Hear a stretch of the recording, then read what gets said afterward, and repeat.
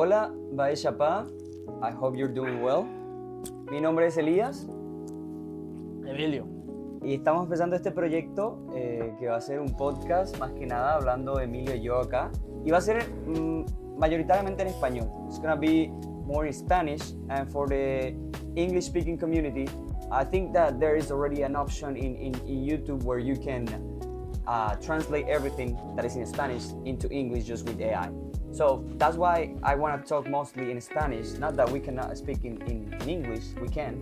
But I think it's going to be better, right, if we speak in Spanish, because we both can speak Spanish. People in Paraguay, that is the people where I'm from, can speak Spanish, but also Guaraní. Che gente pe Guaná. Y que tú ñañe Guaraní, pero pe Paraguay. ¿Qué? Sí. So it's going to be in Spanish because of that reason. I have 3 languages. English is the language that I speak the most here in the US, of course. And Guarani is the language that I like to speak the most in Paraguay, especially with my parents. But the middle language would be Spanish.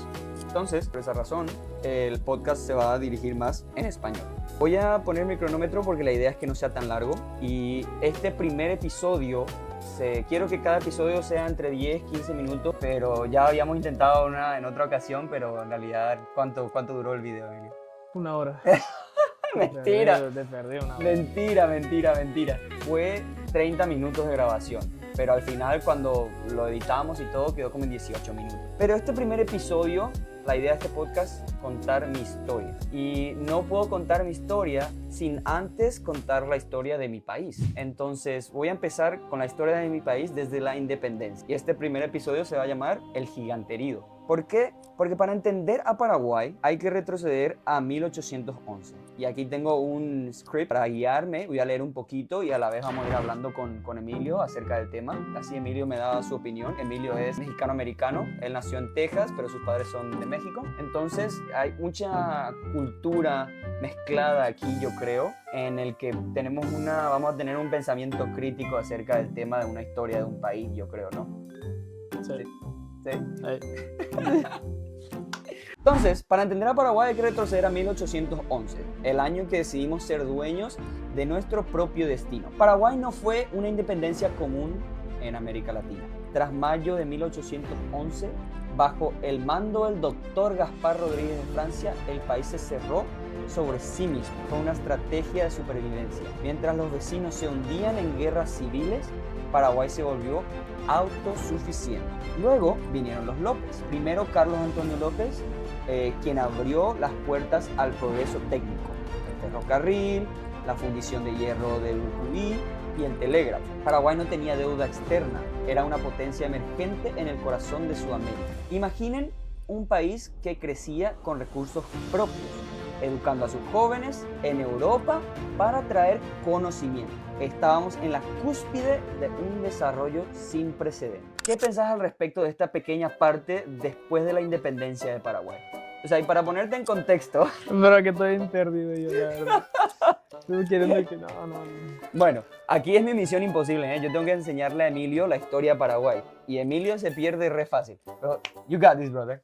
Focus. Él es mi mejor amigo de Bradley. Desde que nos conocimos empezamos a hablar. Bueno, ya nos conocimos en Heartland, ¿no?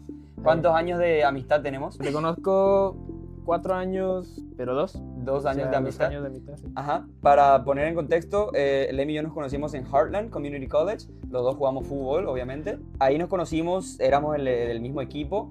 Y los dos juntos nos transferimos a Bradley University. Y en Bradley en el primer semestre como que casi no nos hablamos tanto porque él estaba en su cosa, yo hacía lo mío. Pero después de eso, Emi sufrió una lesión terrible en la rodilla que le costó bastante y yo ahí como que me di cuenta que necesitaba ayuda y de a poquito me fui ayudándole con lo que necesitaba. Ahí nos juntamos más, nos dimos cuenta que teníamos muchas cosas en común y empezamos a ser 2 amigos re pendejos, como dicen los mexicanos, re mongólicos los dos juntos, como se dice en Paraguay. Desde ahí, ¿no? Desde ahí empezamos nuestra amistad un poquito a poquito. Desde que te lesionaste, güey. Literal. Pinche rodilla fea que tienes a la verga. Entonces, volviendo a lo que leí, ¿no? Paraguay cuando se independizó empezó a crecer bastante. Y si te pones a pensar, de 1811 a 1864 son poquito más de 50 años. Para ser exacto, 53 años, desde 1811 a 1864, ¿no? Y increíble que en 50 años Paraguay ha crecido tanto, ¿verdad? Eso habla mucho de la gente paraguaya, yo creo, ¿verdad? De cómo somos en Paraguay, en realidad la gente se ayuda mucho. Cuando alguien tiene un problema en Paraguay, yo te cuento esto de experiencia propia, la gente ayuda al necesitado. Y en un futuro voy a hablar de mi propia experiencia, ¿no? Bueno, entonces esta partecita que te acabé de leer cuenta eso. Y yo como experiencia puedo dar fe, los paraguayos somos así. Entonces, en Paraguay nos ayudamos bastante, ¿no? Y cuando Paraguay estaba creciendo demasiado, en solo poquito más de 50 años, la tormenta de la guerra de la Triple Alianza pasa. En 1864 hasta 1870. 6 años la guerra de un país contra 3 países en orden de Sudamérica. Lo que dice aquí el script dice, 1864, todo cambió. Lo que comenzó como una disputa regional terminó en la guerra de la Triple Alianza. Paraguay contra Brasil, Argentina y Uruguay. No fue solo una guerra política, fue una catástrofe demográfica y social. Paraguay resistió durante 6 años, pero el costo fue desgarrador. Se estima que el país perdió entre el 60 y el 90% de su población masculina. Al final, en Cerro Corá, con la muerte del mariscal Francisco Solano López, Paraguay quedó en ruinas. No solo perdimos territorio, perdimos una generación entera de padres, ingenieros, agricultores y líderes. Fue la guerra más desgarradora de América Latina, porque una vez que los 3 países ya ganaron la guerra, no pararon. Eso cuenta la historia, ¿verdad? Que yo te cuento desde lo de adentro. Cuando ya derrotaron al Francisco Solano López, lo que hicieron fue de que siguieron avanzando y siguieron exterminando, se robaron todo, saquearon todo. Dejaron el país literalmente en ruinas. No pararon cuando ya ganaron. Y eso es lo que hizo que casi exterminaran un país entero y que quede borrado del mapa, pero Paraguay pudo salir adelante. Y el único, de aquí es un side note, el único país que le extendió la mano a Paraguay en ese entonces, ¿sabes qué país fue? A ver si puedo adivinar, un país sudamericano. Brasil. No, mongolio. Brasil, dice tu hijo. Ay, fue Colombia. Ah, Colombia extendió un tratado y dijo que todo paraguayo que vaya a pisar tierra colombiana va a pasar directamente a ser colombiano. Nos ofrecieron nacionalidad porque la nación del Paraguay se pensaba que iba a ser exterminada. Pero acá estamos. Bueno, para terminar esta partecita, porque aquí va a ser, el primer episodio se va a hacer solamente hasta este punto de la guerra de la Triple Alianza. El segundo episodio va a ser post guerra de la Triple Alianza. Y luego ya, ay, me salió. El segundo episodio ya va a ser más sobre la reconstrucción del Paraguay. Y ya el tercer capítulo y así ya va a ser desde mi historia de vida desde mi nacimiento, básicamente.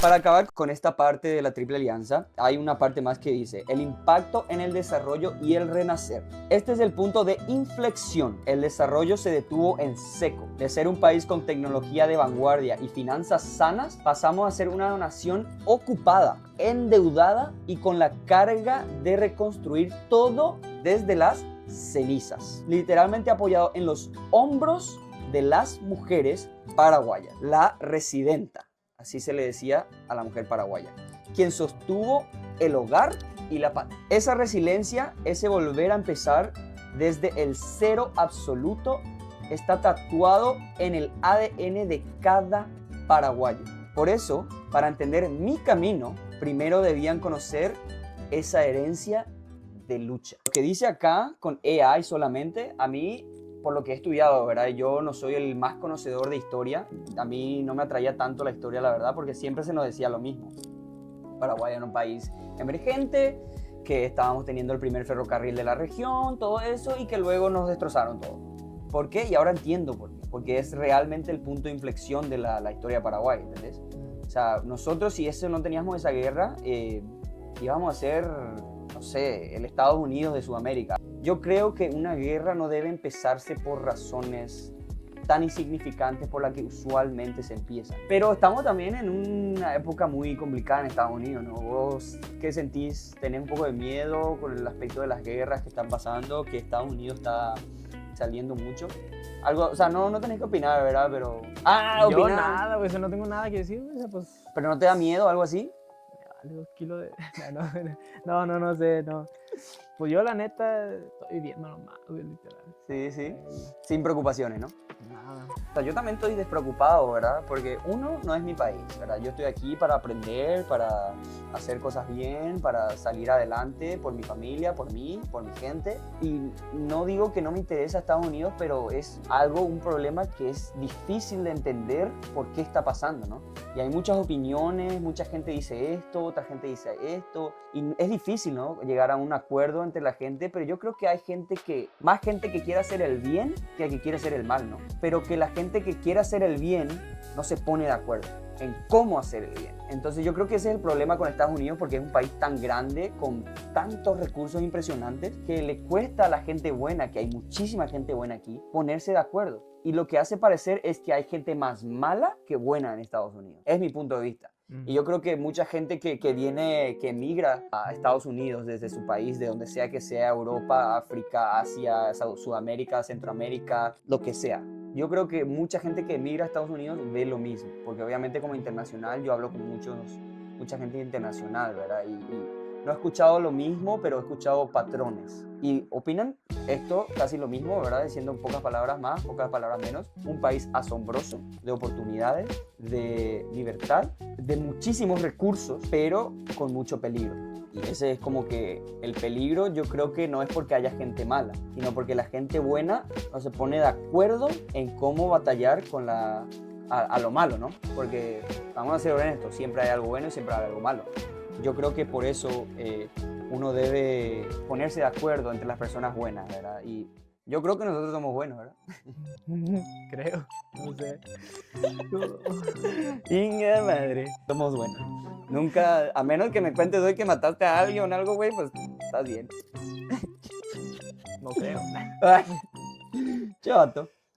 Pues eso, o sea, este es el primer capítulo. Solo era contar la historia de Paraguay desde el 1811, la independencia, hasta la guerra de la Triple Alianza, el punto de inflexión de la historia de Paraguay. El próximo episodio voy a tener una invitada especial porque voy a hablar más sobre la mujer y cómo la mujer paraguaya más en específico, para contarles cómo fue que la mujer paraguaya reconstruyó al país desde las cenizas.